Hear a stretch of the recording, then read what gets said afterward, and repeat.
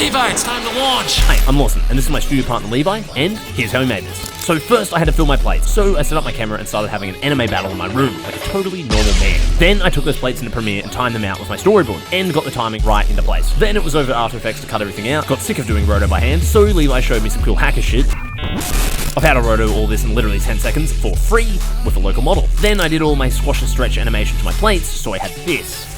Now in Blender I had my plates, I quickly modeled up the interior spire I had in mind from this.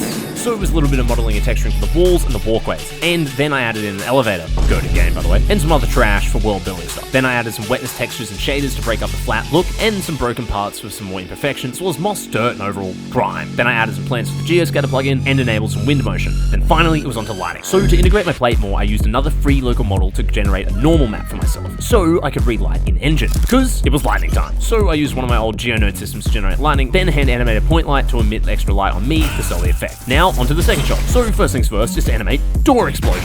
Decoupled the camera and animated some shake and motion to give it a little bit more pizzazz. Added some sparks and lightning from Footage Crate for some sweeteners. Simulated some moving boxes getting knocked over. Then simulated a shock raid through the cables using Blender's cloth sim. And finally, one more simulation of dust and debris in Embergen. And with that, the second shot was done, and all that's left was space. So I imported an old Earth model I used from a project last year, set up my camera tracking system, and live hand animated the focus point bouncing around to give perfect timing. Then I finessed that timing a little bit on the camera path, and then imported debris fields and a Milky Way photo off in the background for some added depth. Then I added my satellites and drew in the laser animating along its path. And finally, it was off to Nuke to pipe everything through our scripts to give it that added flair. Then a little bit of sound design over in Premiere, and that's how we made the coolest reel ever.